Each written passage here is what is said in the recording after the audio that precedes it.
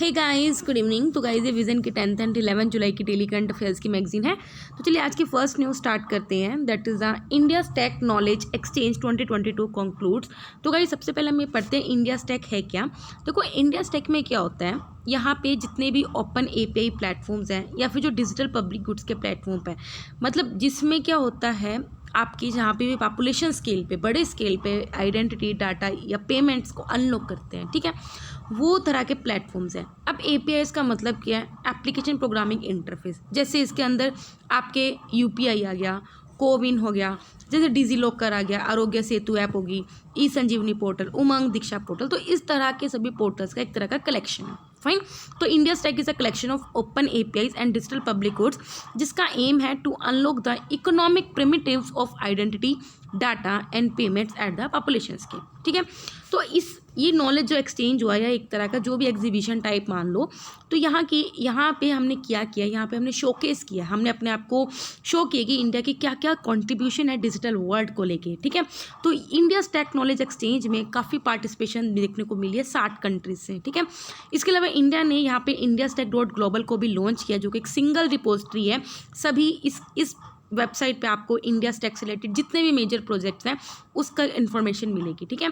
India stack .global it will contribute towards the global digital public goods repository. ठीक है। अब आप देख सकते हो कि इसकी 4 टेक्नोलॉजी लेयर्स है इंडिया स्टैक की। सबसे पहले क्या होता है, प्रेजेंस लेयर, प्रेजेंसलेस, मतलब कि प्रेजेंट नहीं होते, मतलब physically they are not present, they are present at your platforms, मतलब आपके डिजिटल प्लेटफॉर्म्स पे हैं। ठीक है। इसका पेपरलेस लेयर होता है, यहाँ पे जो डिजिटल रिकॉर्ड्स होते हैं वो आपकी डिजिटल आइडेंटिटी से मेंटेन होते हैं, जिसमें आपको पेपर कलेक्ट नहीं करना होता। ठीक है। जब आप कोई ट्रांजैक्शन करते हो, आप देखते हो फ़ोन पे, यूपीआई पे, तो आपके पास ट्रांजैक्शन डिटेल्स या आप जो रिसीप्ट है वो आप डाउनलोड कर सकते हो। ठीक है। इसके बाद कैशलेस लेयर होता है, इसमें सिंगल फेस होता है, जिसमें आप क्या कर सकते हो, किसी भी कंट्री के बैंक अकाउंट में पेमेंट्स को भेज सकते हो। कंसेंट लेयर होते हैं, मतलब आपकी ऑफकोर्स कंसेंट चाहिए होता है if you want to move freely and securely to democratise the market for data. ठीक है। अब इसका बेनिफिट्स क्या है, सबसे पहले क्या होता है, ये गवर्नमेंट, बिजनेस, स्टार्टअप, डेवलपर, इन सबको अलाउ करता है कि वो डिजिटल इंफ्रास्ट्रक्चर को यूटिलाइज करके इंडिया की जो प्रॉब्लम्स हैं उसको सोल्व कर सके towards the presenceless, paperless and cashless service delivery. ठीक है। इसके अलावा गवर्नेंस में एफिशिएंट, ट्रांसपेरेंसी और अकाउंटेबिलिटी बढ़ाता है। ईज ऑफ लिविंग का स्टैंडर्ड बढ़ा रहा है, बिकॉज डिजिटल सर्विसेज सिटीजन्स तक अपने आप को एक्सपेंड कर रहे हैं। इनोवेशन प्रमोट करता है to build products for financial inclusion, health care and education. Digital public goods क्या होते हैं, ये ओपन सोर्स सॉफ्टवेयर है, या open data, open artificial intelligence model होता है, ओपन स्टैंडर्ड, ओपन कंटेंट होता है, जो आपकी प्राइवेसी को लेके चलता है, and other public applicable laws and best practices do not harm and help attain the sustainable development goals. ठीक है। मतलब कि उस तरह के कुछ प्लेटफॉर्म्स होते हैं या फिर सॉफ्टवेयर्स होते हैं जो ओपनली हैं, मतलब कि इन पे कोई मतलब कि लॉक्ड नहीं है। ठीक है। आप इसको ओपन, जैसे गूगल है, गूगल पे आप कुछ भी सर्च कर सकते हो, वो ओपन प्लेटफॉर्म है, उस तरह को ओपन प्लेटफॉर्म होते हैं। ठीक है। ठीक है। लेकिन इस तरह का है कि जो आपकी प्राइवेसी को हार्म नहीं करता है। ठीक है। और किस तरह से हम अपने सस्टेनेबल डेवलपमेंट गोल्स को अचीव कर सकें, उनके टुवर्ड्स काम करता है। फाइन। नेक्स्ट है 38 distribution companies qualify for ₹1.9 trillion under the revamped distribution sector scheme. ठीक है। तो अभी क्या, देखो, RTSS scheme, that is the revamped distribution sector scheme, ये रिफॉर्म बेस्ड और रिजल्ट लिंक्ड स्कीम है, जिसके अंदर हमें क्या करना है, जो भी डिस्ट्रीब्यूशन कंपनी, देखो, पावर को जनरेट करती हैं अलग कंपनीज और पावर को डिस्ट्रीब्यूट करती हैं कुछ और कंपनीज होती हैं। ठीक है। जो स्टेट के द्वारा ओन्ड डिस्ट्रीब्यूशन कंपनीज है, जो पावर डिपार्टमेंट्स हैं, उनकी एफिशिएंसी हम किस तरह से बढ़ा सकते हैं, क्योंकि वो बहुत ज़्यादा डेफिसिट में रहती हैं, उनको और कैसे फाइनेंशियल सस्टेनेबल बना सकें। ठीक है। तो उनको कुछ हम फाइनेंशियल असिस्टेंस प्रोवाइड कर रहे हैं। ठीक है। तो एक रिफॉर्म बेस्ड स्कीम है, जिसके अंदर हम क्या कर रहे हैं, मेनली जो ये डिस्ट्रीब्यूशन कंपनीज हैं, इनकी फाइनेंशियली इनको थोड़ा साउंड बना रहे हैं। ठीक है। ये असिस्टेंस प्रोवाइड करेगा डिस्ट्रीब्यूशन कंपनीज को, किस तरह से वो अपने इंफ्रास्ट्रक्चर को मॉडर्नाइज कर सकें। ठीक है।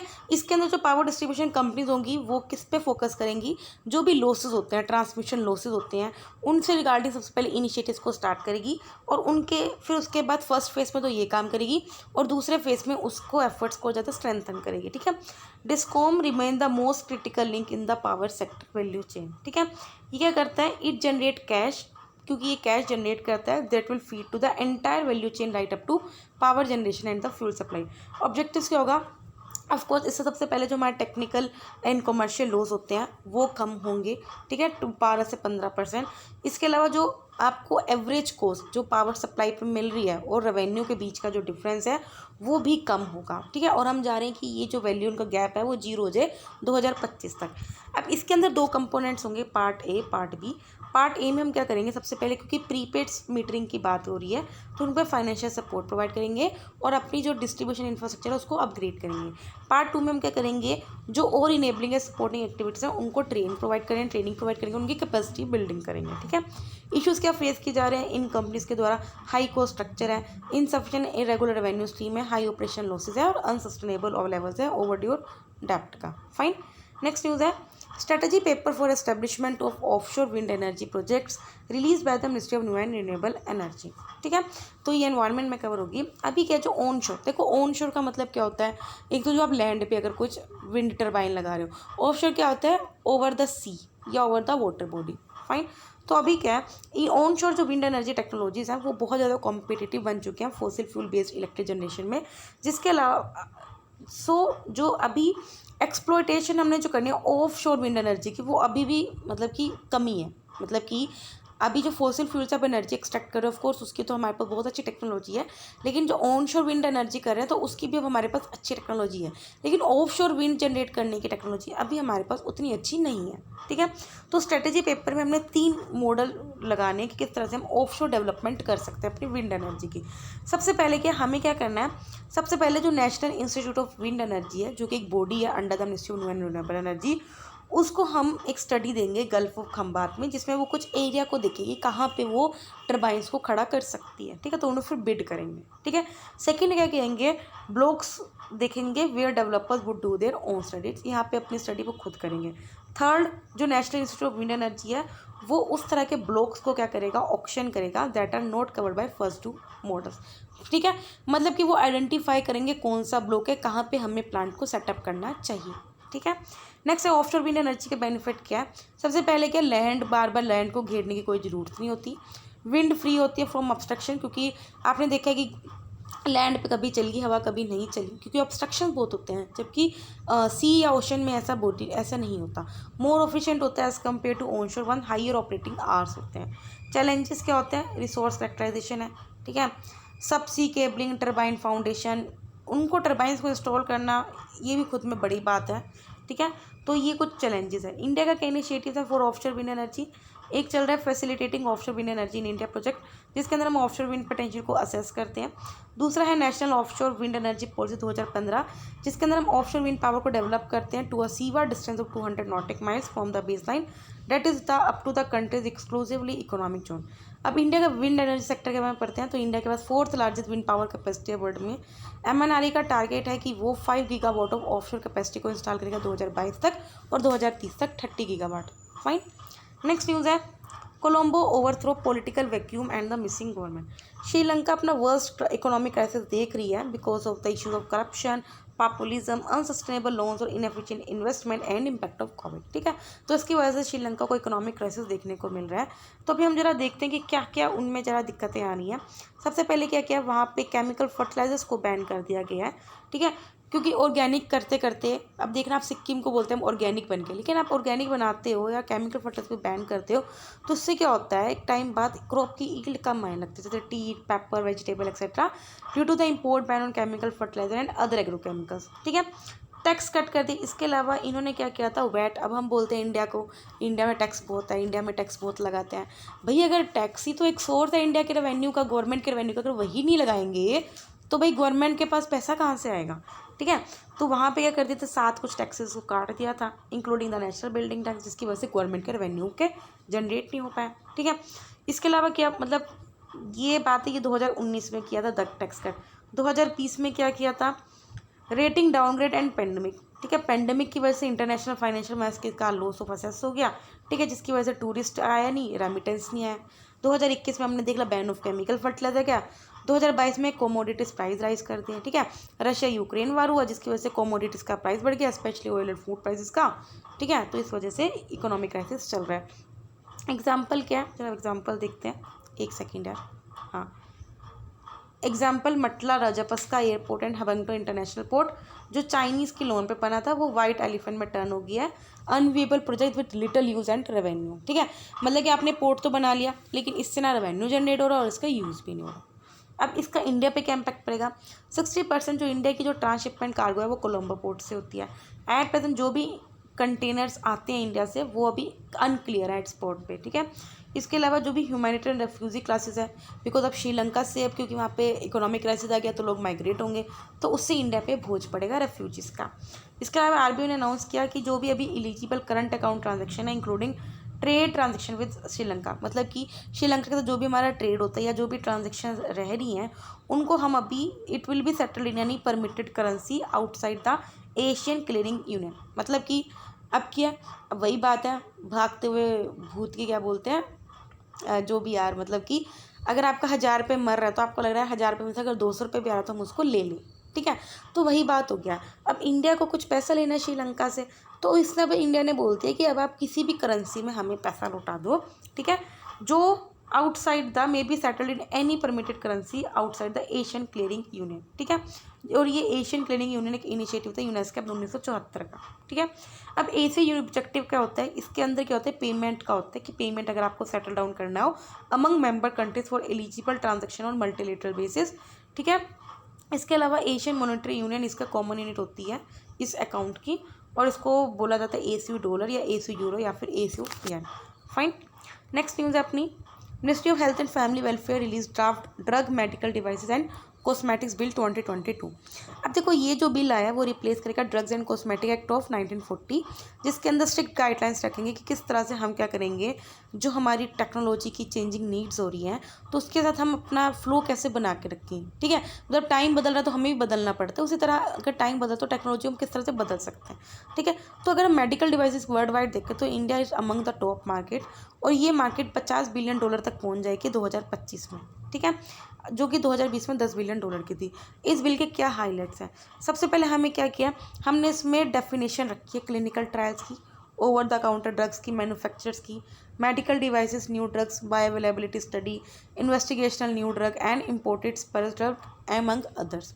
ठीक है, इसके अलावा इसमें मेडिकल डिवाइस टेस्टिंग सेंटर्स भी हैं जो कि किसकी लाइन्स पे, on the lines of drug laboratories in states and at central level. ठीक है, इसके अलावा किस तरह से ऑनलाइन फार्मेसीज और मेडिकल डिवाइसेस का रेगुलेशन है उसका भी ड्राफ्ट आएगा। ठीक है, उसको हाईलाइट किया गया। किस तरह से परमिशन मिलेगी, permission of central licensing authority for clinical trials और investigation of drugs and medical devices. ठीक है, एक separate drug technical advisory board होगा और medical device technical advisory board होगा जो सजेशन देगा। ठीक है, इसके अंदर सेंटर को अलाउ करेंगे कि वो क्या करेगा कि to waive requirement of conducting clinical investigation for manufacture और import of a new medical device in public interest। मतलब पब्लिक इंटरेस्ट के लिए अगर हम कोई भी नया मेडिकल डिवाइस बना रहे हैं या इंपोर्ट कर रहे हैं तो उसके ऊपर अगर कुछ मतलब कुछ चीज़ों को माफ़ कर दें। ठीक है, penalties such as imprisonment and compensation in case of injury और death during the clinical trial for drugs. तो इसको भी मतलब अगर आप ह्यूमन ट्रायल्स कर रहे हो, किसी को इंजरी हो गया, डेथ हो गया, ठीक है, तो उस पर पेनल्टी लगनी है नहीं, तो इन सबको हाईलाइट किया है। इसके अलावा एक साइंटिफिक रिसर्च बोर्ड को एस्टेब्लिश किया जाएगा for supporting development of innovative drugs of Ayurveda, सिद्धा, स्वारिका, यूनानी एंड होम्योपैथी। मतलब जैसे रामदेव है नहीं है, जिसने मतलब कोई भी निकालते दवाई हुई तो उसकी कितनी ज़्यादा उसकी ऑथेंटिसिटी है, तो उस ड्रग्स को साइंटिफिक रिसर्च क्या करेगा ये बोर्ड। ठीक है, नेक्स्ट न्यूज़ है, Iran enriches uranium to 20% with new centrifuge at fortified site. ठीक है, ईरान ने अभी क्या किया है, ईरान हैज़ बिगिन एनरिचमेंट। देखो ये गाइस साइंस एंड टेक्नोलॉजी में कवर होगा। सबसे पहले हम यूरेनियम की बात करते हैं। Uranium natural occurring radio active element है, आपको पता है क्या काम करने में आता है, न्यूक्लियर रिएक्टर्स में काम होता है इसका। ठीक है, नेचुरली अगर देखा जाए तो 99.27% यूरेनियम है वो एग्जिस्ट करता है in the form of U38, जबकि जो बचा हुआ जो यूरेनियम है वो इस फॉर्म में एग्जिस्ट करता है U35, U234। ठीक है, इसके अलावा बड़ी बहुत कम परसेंटेज में, ठीक है, मैक्सिमम जो ये इसी फॉर्म में एग्जिस्ट करता है। ट्रेस अमाउंट्स में पाया जाता है सोयल, वाटर में, एयर में, रॉक्स में। ठीक है, इवन कि कुछ नेचुरल सब्सटेंसेस में भी ये रिएक्टिव मेटल है, इसलिए ये एक फ्री यूरेनियम की फॉर्म में प्रेजेंट नहीं होता है एनवायरनमेंट में।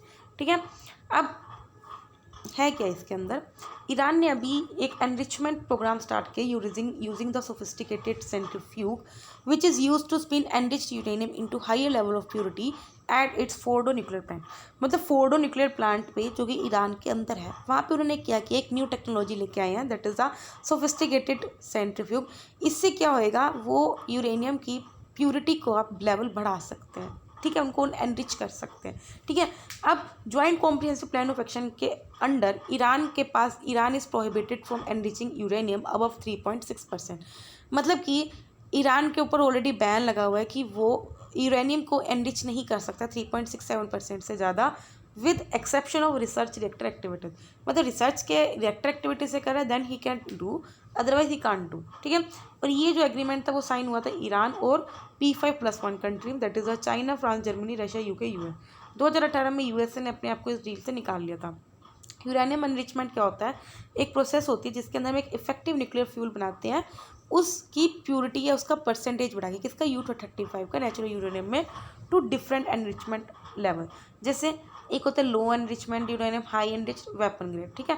वेपन ग्रेड में जो इसका एनरिचमेंट होता है वो 90% से ज़्यादा चाहिए होता है। लो एनरिचमेंट में 5% से लो चलता है, जो कि कॉमनली यूज होता है न्यूक्लियर रिएक्टर्स में। हाई एनरिचमेंट के लिए 20% से ज़्यादा चाहिए होता है, ठीक है। तो अभी वेपन ग्रेड के लिए ईरान प्रोहिबिटेड है, ठीक है। नेक्स्ट न्यूज़ है अपनी छोटी छोटी न्यूज़ है, जो कि डिजिटल नोमैड वीज़ा। अभी क्या है, डिजिटल नोमैड्स क्या होता है, ये वो लोग होते हैं जो रिमोटली काम करते हैं while travelling to different places, दूसरी जगह पे घूमते हैं। नोमैडिक का मतलब क्या होता है, कोई कल आज कहीं है कल कहीं होगा, ठीक है। तो एक जगह से दूसरी जगह ट्रैवल करते रहते हैं, वहाँ पे काम करते हैं और अपनी जो and spend their earned income in the country they are travelling to, ठीक है। ये क्या करते हैं, ये लोकेशन इंडिपेंडेंट होते हैं, टेक्नोलॉजी इनेबल लाइफस्टाइल होता है, जिसकी वजह से वो कहीं पे भी ट्रैवल करते हैं, अपना काम करते हैं, anywhere in the internet connected world में, ठीक है। कोविड-19 की वजह से इन लोगों पर भी इम्पैक्ट आया, तो इंडोनेशिया ने अनाउंस किया digital nomad visa for travellers so that और फॉरेन टूरिस्ट को अट्रैक्ट किया जाए। तो किसने अनाउंस किया, इंडोनेशिया ने। इससे क्या होगा, जो रिमोट वर्कर्स होएगा वो टैक्स फ्री स्टे कर सकते हैं, ठीक है, इंडोनेशिया में, क्योंकि वो टूरिस्ट को अट्रैक्ट कर रहे हैं। नेक्स्ट है national internet exchange of India, ठीक है। तो ये एक इसने अभी ये निक्सी है क्या, ये नॉट फॉर प्रॉफिट ऑर्गेनाइजेशन है अंडर सेक्शन 8 ऑफ कंपनी 2013 जो एस्टेब्लिश होता 2003 में, ठीक है। ये इसने अभी 2 न्यू इंटरनेट एक्सचेंज पॉइंट्स को सेटअप किए, कहाँ पे, वेस्ट बंगाल में, under digital India vision. Fine. अभी इंटरनेट एक्सचेंज पॉइंट्स को होते हैं, फिजिकल नेटवर्क एक्सेस पॉइंट होता है, यहाँ पे इसके थ्रू क्या होता है, जो प्राइमरी नेटवर्क प्रोवाइडर्स होते हैं, मतलब कि जैसे रिलायंस या जियो आपको नेटवर्क प्रोवाइड करते हैं, तो वो अपना नेटवर्क कनेक्ट करते हैं एंड ट्रैफिक को एक्सचेंज करते हैं, मतलब जो भी, ठीक है, मतलब जो भी नेट पे जो ट्रैफिक है उसको, ठीक है। ये एक तरह का न्यूट्रल मीटिंग पॉइंट होता है इंटरनेट सर्विस प्रोवाइडर्स का, मतलब कि डिफरेंट सर्विस प्रोवाइडर्स हैं, जो एयरटेल भी कर रहा है, जियो भी कर रहा है, ठीक है, या वोडाफोन भी कर रहा है, तो उन सबका क्या होएगा, इंटरसेक्शन पॉइंट होता है। तो वो एक तरह का पॉइंट होता है, यहाँ पे ट्रैफिक हम मैनेज कर लेते हैं, ठीक है, क्योंकि सबके नेटवर्क पे अलग अलग ट्रैफिक होगा, ठीक है, तो यहाँ पे उसको वो करते हैं, ठीक है, to facilitate the exchange of domestic internet traffic between peering ISP members, ठीक है। It also function as a India country code top level domain में। इसके अलावा इन रजिस्ट्री में ये फंक्शन करता है, Indian registry for internet names and numbers, मतलब कि इसमें क्या करता है, जो भी IP एड्रेस होता है उनको एलोकेट और रजिस्टर किया जाता है। फाइन। नेक्स्ट है जिरीबाम इम्फाल रेलवे लाइन। अभी क्या, मणिपुर में लैंडस्लाइड हुआ है, जिसकी वजह से Jiribam Imphal railway line project को हिट हुआ है। ये अभी 111 किलोमीटर का लॉन्ग प्रोजेक्ट था, जो 2013 में स्टार्ट हुआ था, जिसके अंदर हम इम्फाल को कनेक्ट करते हैं मणिपुर के डिस्ट्रिक्ट जिरीबाम से नियर असम बॉर्डर। मानना था कि ये जो प्रोजेक्ट है वो 2023 तक कंप्लीट हो जाएगा, और इस प्रोजेक्ट में 46 टनल्स इन्वॉल्व थे, जिसके अंदर 12 किलोमीटर सिंगल ट्यूब टनल बनी, एक नॉन ए ब्रिज, ठीक है, जो कि वर्ल्ड की लार्जेस्ट रेल ब्रिज होगी अगर एक बार कंप्लीट हो गया। इस प्रोजेक्ट से इंफ्रास्ट्रक्चर कनेक्टिविटी बूस्ट होगी, नॉर्थ ईस्ट रीजन में कॉमर्स और टूरिज्म भी बढ़ेगा, एज बिकॉज जो मेजॉरिटी ऑफ मणिपुर पॉपुलेशन है वो इम्फाल रीजन में रहती है। नेक्स्ट है grand challenge on onion storage. अभी क्या है, जो एक सेकेंड, जो डिपार्टमेंट ऑफ कंज्यूमर अफेयर्स है, वो जो which is under the ministry of consumer affairs, food and public distribution, उसने technologies for primary processing storage and validisation for onions को लॉन्च किया है via grand challenge on onion storage. ये challenge open है to students, startups and corporate, जिसके अंदर वो solution ढूंढेंगे किस तरह से, मतलब कि अनियन के स्टोर करते हैं। अब अनियन की प्रोडक्शन तो अच्छी है, लेकिन उसको स्टोरेज करने की फैसिलिटी अपने पे इतनी है नहीं, ठीक है, जिसकी वजह से जो स्टोरेज के दौरान ही 30 to 40% अनियन डैमेज हो जाता है या लॉस हो जाता है। अब तो चैलेंज, अब इस चैलेंज के थ्रू क्या है, हम स्टूडेंट्स को बोलेंगे आप अपनी कोई टेक्नोलॉजी ले आओ कि किस तरह से आप उनका डैमेज को रिड्यूस कर सकते हो, क्योंकि अब डैमेज हो जाते हैं तो इसकी वजह से अनियन के प्राइस बढ़ जाते हैं। ठीक है, तो डैमेज कम होगा तो अल्टीमेटली प्राइस डाउन आ जाएंगे। नेक्स्ट है हीट आइलैंड इफेक्ट। ठीक है, अभी क्या है, एक्सपर्ट्स बिलीव कर रहे हैं कि जो अर्बन हीट आइलैंड इफेक्ट है could be a factor for less rain in Delhi. ठीक है, इस बार दिल्ली में रेन कम पड़े और उसका रीज़न है अर्बन हीट आइलैंड इफेक्ट। ठीक है, अर्बन हीट आइलैंड कब होता है, जब सिटीज़ में वार्मर टेम्परेचर ज़्यादा हो than nearby rural areas. मतलब कि दिल्ली के आसपास के कुछ गांव होंगे या कुछ ऐसे सिटीज़ होंगे, टाउन्स होंगे जहाँ पे टेम्परेचर रिलेटिवली मतलब कि कम होगा। ठीक है, और दिल्ली में ज़्यादा होगा तो उसे बोलते हैं अर्बन हीट आइलैंड। ठीक है, ये कब होता है, जब सिटीज़ में नेचुरली आपने लैंड कवर वहाँ घटाया हो विद डेंस कॉन्क्रीटाइजेशन, आपने वहाँ से सड़कें बनाई हो जो ज़्यादा हीट को एब्जॉर्ब करती है, रिटेन करती हैं। ठीक है, इस इफेक्ट से एनर्जी कॉस्ट इंक्रीज हो जाती है, एयर पोल्यूशन लेवल भी बढ़ता है और हीट रिलेटेड इलनेस और मोर्टेलिटी भी बढ़ती है। स्टेप्स क्या लिए गए, हम क्या करते हैं, ज़्यादा मोर रिफ्लेक्टिव ग्रे कोटिंग्स लगा रहे हैं बिल्डिंग्स पे, पेवमेंट्स में, गार्डन्स प्लांट कर रहे हैं on urban rooftops, permeable building materials. ठीक है, नेक्स्ट न्यूज़ है रेड पैंडास। अभी क्या है, पद्मजा नायडू हिमालयन जूलॉजिकल पार्क जो कि वेस्ट बंगाल में है, उन्होंने एक प्रोग्राम स्टार्ट किया जिसके अंदर 20 रेड पैंडास को रिलीज़ किया जाएगा 5 साल के लिए फॉरेस्ट में। रेड पैंडास शाई होते हैं, सोलिटरी होते हैं, अकेला रहना पसंद करते हैं, ये अपनी जो लाइफ है वो ट्रीज़ पे बिता देते हैं एंड कंसीडर इंडिकेटर स्पीसीज इसको बोला जाता है, तो आपको पता होना चाहिए। अलग अलग तरह की स्पीसीज होती हैं, की नोट स्पीसीज, अम्ब्रेला स्पीसीज, उस तरह इंडिकेटर स्पीसीज होती हैं। ये मेनली बैम्बू पे फीड करते हैं, मतलब कि फॉर देयर सर्वाइवल। 50% से जो रेड पैंडा का हैबिटेट है वो ईस्टर्न हिमालयस में है। इंडिया में ये सिक्किम में पाया जाता है और सिक्किम का स्टेट एनिमल है। अरुणाचल प्रदेश, वेस्ट बंगाल और मेघालय का। इंडिया में दोनों स्पीसीज हैं, हिमालयन रेड पैंडा की भी और चाइनीज रेड पैंडा। आईयूसीएन स्टेटस इनका एंडेंजर है। नेक्स्ट है पॉप फेम। यूएस साइंटिस्ट ने एक फ्यूल डेवलप किया जिसका नाम है पॉप फेम, एक बैक्टीरिया से डेवलप किया। पॉप फेम का मतलब है पॉलीसाइक्लोप्रोपेनेटेड फैटी एसिड मिथाइल ईस्टर। ठीक है, ये न्यू फ्यूल है, मोलिक्यूल है, जो कि साइक्लोप्रोपेन रिंग्स के 7 सेट से बना है। ठीक है, अभी साइक्लोप्रोपेन क्या ही नेचुरली प्रोड्यूस होता है बैक्टीरिया से इन अ फैमिली कार्ड 0.5। इसके अंदर 3 कार्बन रिंग होता है जिसके अंदर हर एक जो कार्बन एटम है वो 2 अदर एलिमेंट से कंबाइंड है, मोस्टली हाइड्रोजन। पॉप फेम की माना देखा गया कि जो एनर्जी डेंसिटी है वो 50 मेगा जूल से भी ज़्यादा है, जबकि पेट्रोल की होती है 32 मेगा जूल और कैरोसिन बेस्ड रॉकेट फ्यूल की 35 मेगा जूल होती है। ठीक है, तो इसकी एनर्जी डेंसिटी अच्छी है। नेक्स्ट है खेजड़ी ट्री। अभी क्या प्रपोज किया गया है कि एक सोलर पावर प्लांट को इंस्टॉल किया जाएगा राजस्थान में। ठीक है, जिसकी वजह से बिश्नोई एक्टिविटीज़ में कुछ लड़ाई देखने को मिला है, क्योंकि वो प्रोटेस्ट कर रहे हैं कि हम खेजड़ी ट्री को मतलब कि घेरने नहीं देंगे। Khejri tree important role play करता है in maintaining the ecosystem of Thar region because of its ability to survive in dry weather. इसके अलावा वो वहाँ की सोइल के न्यूट्रिएंट वैल्यू को भी सस्टेन करता है और डेजर्ट क्रॉप्स को यील्ड अच्छी प्रोवाइड करता है एंड फूड प्लांट यूसेज क्या, it is act as a source of fodder and firewood. इसके अलावा इसका जो फ्रूट होता है उसको यूज़ किया जाता है to make the popular dish sangri. ठीक है, नेक्स्ट है sites associated with the Baba Sahib Ambedkar to be declared as a monuments of national importance. ठीक है, तो नेशनल मोन्यूमेंट अथॉरिटी ने 2 साइट्स को रिकमेंड किया है। एक है संकल्प भूमि बनियान ट्री कैंपस जो कि वडोदरा में है, जहाँ पे बी आर अम्बेडकर ने कुछ अनटचेबिलिटी के मामले को रिजोल्व किया था 23 सितंबर 1917 को।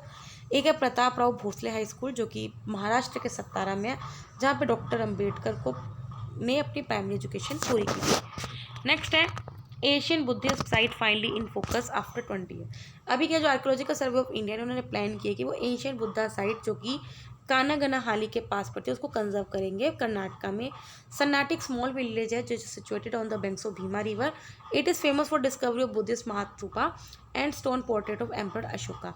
स्तूपा को माना गया है कि वो डेवलप हुआ था 3 कंस्ट्रक्शन फेजेज में, मौर्य, अर्ली सातवाना, लेट सातवाना पीरियड में। ठीक है, स्टोन पोर्ट्रेट कंसिडर किया जाता है ये ओनली सर्वाइविंग इमेज है अशोका की, जिसके अंदर रया अशोका इंस्क्रिप्ट किया गया है ब्राह्मी स्क्रिप्ट में।